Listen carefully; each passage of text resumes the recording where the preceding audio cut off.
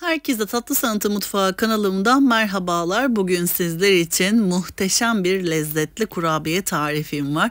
Kanalımda en sevilen tariflerden bir tanesi diyebilirim.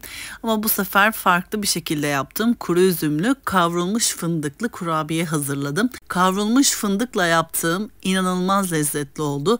Bence kuru üzümle en yakışan kavrulmuş fındık. Mutlaka deneyin, sizler de çok beğeneceğinize eminim. Hem dokusu kurabiyenin çok güzel hem de kıyır kıyır ağızda dağılan, uzun süre bayatlamayan, çok seveceğinizi düşündüğüm bir kurabiye tarifi. Bu tarifi sevdiklerinizle gün sofralarınızda yapın. Tüm övgüleri kaparsınız. Benden söylemesi. Öyleyse fazla vakit harcamadan hemen tarifime başlayalım. Öncelikle oda sıcaklığında beklettiğimiz yumuşamış 150 gram tereyağımızı uygun bir kabımızın içerisine alalım.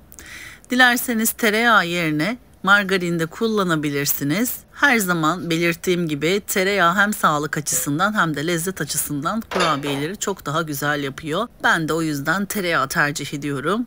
1 adet yumurta ve 1 adet yumurtanın akını ekleyelim. Toplamda 2 yumurta.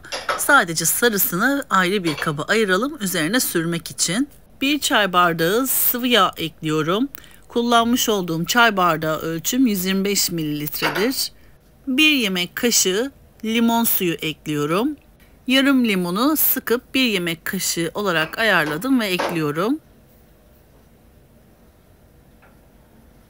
1 çay bardağı mısır nişastası ekliyorum. Mısır nişastası yerine dilerseniz buğday nişastası da kullanabilirsiniz ama mısır nişastası bu kurabiyenize daha çok kıyırlık verecektir. 1 su bardağı toz şekeri ekliyorum. Kullanmış olduğum su bardağı ölçüm 200 mililitredir.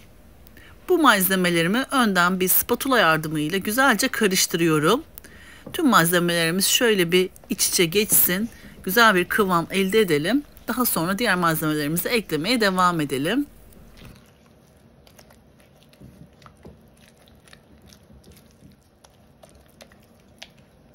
Dört su bardağı un ekliyorum. Kullanmış olduğum su bardağı ölçüm 200 mililitredir. Lütfen kontrollü bir şekilde unumuzu ekleyelim. Ele yapışmayan yumuşacık bir kıvamlı kurabiye hamuru hazırlıyoruz. İlk önce bu şekilde ununuzu eklediğiniz zaman hamur çok hafif de olsa cıvık gelebilir ama un eklemenizi tavsiye etmem. Çünkü toz halinde çektiğimiz kavrulmuş fındığı da ekleyeceğimiz için hamurumuzun kıvamı tam olması gerektiği kıvamda olacaktır. 1 tatlı kaşığı karbonat ekliyorum. Karbonatınız varsa karbonat ekleyin ama eğer yoksa hamur kabartma tozu da aynı ölçüde ekleyebilirsiniz.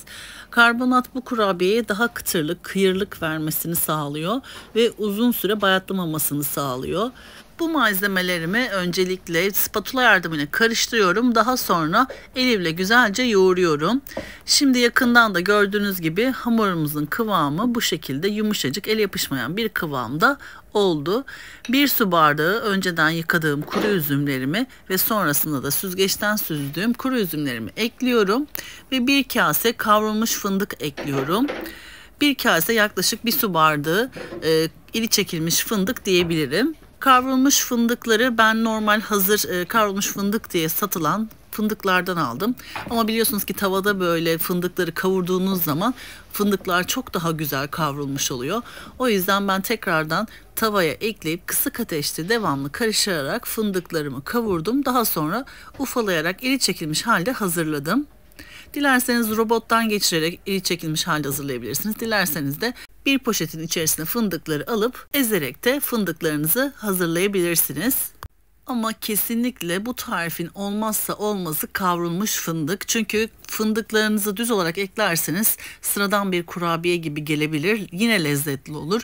Ama kavrulmuş olarak eklediğiniz zaman gerçekten buram buram böyle fırında pişerken bile kokusunu alıyorsunuz. Tadına baktığınızda da yediğim en güzel kurabiye tarifi diyeceğinize eminim. Benim hala çoğu takipçim her yaptığım kurabiye tariflerinde mutlaka bu üzümlü kurabiye tarifimi yazarlar. Devamlı sık sık yapıyoruz ve çok lezzetli, güzel oluyor.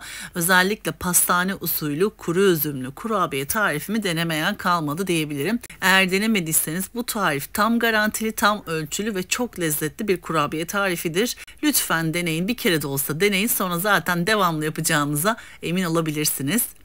Hazırladığım kurabiye hamurumdan bir tezgahın üzerine bir avuç kurabiye hamuru alıp elimle gördüğünüz gibi silindir şeklinde rulo şeklini veriyorum.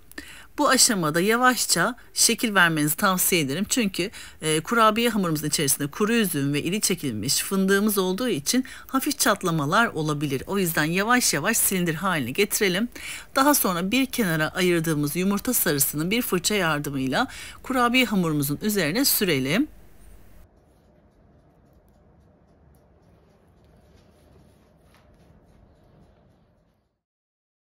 Kurabiyelerimizin üzerine yumurta sarısını sürdükten sonra bir çatal yardımıyla kurabiyelerimizin üzerine çizikler oluşturalım. Bu aşamada çatal yardımıyla yapabilirsiniz veya bir kurabiye aparatıyla da çizgiler oluşturabilirsiniz. Kurabiyelerimize çatal yardımıyla çiziklerimizi oluşturduktan sonra bir bıçak yardımıyla kurabiyelerimizi hafiften verev şeklinde keselim. Dilerseniz kare kare olarak da kesebilirsiniz veya daha uzun dikdörtgen boyutlarda da yapabilirsiniz. Tamamen bu aşaması göz zevkinize kalmış. İstediğiniz gibi hazırlayabilirsiniz. Eğer orijinal pastane usulü kuru üzümlü kurabiye yapmak istiyorsanız hafif verev şeklinde yaparak hazırlayabilirsiniz. Ben de orijinal kuru üzümlü pastane kurabiyesi olarak hazırladım. Bu malzeme ölçülerinden toplamda 52 adet kuru üzümlü kurabiye elde ettim. Ben gördüğünüz gibi çok büyük boyutlar halinde kesmedim. Orta boyutlar halinde kestim. 52 adet çıktı. Eğer daha büyük keserseniz daha az kurabiyeler elde edebilirsiniz. Kurabiyelerimizi önceden ısıtılmış 180 derecelik fırın ayarımızda üzerleri kızarana kadar pişirelim. Ben biraz daha böyle kavruk kavruk, kıyır kıyır sevdiğim için fırında biraz daha tutuyorum. Çok lezzetli oluyor. Hemen sunum tabağıma kurabiyelerimi diziyorum. Sizlere yakından iç dokusunu, kıvamını, ne kadar mükemmel bir kurabiye olduğunu göstermek istiyorum.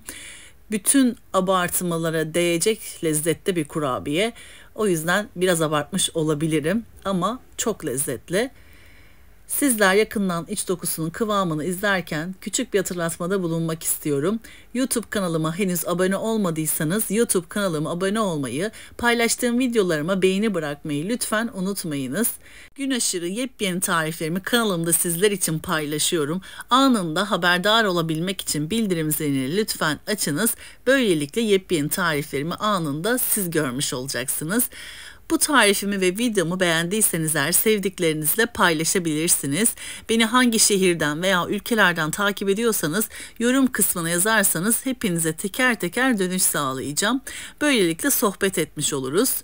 Bir sonraki tarifimde tekrardan sizlerle görüşmek üzere. O zamana kadar kendinize çok iyi bakın. Hoşça kalın.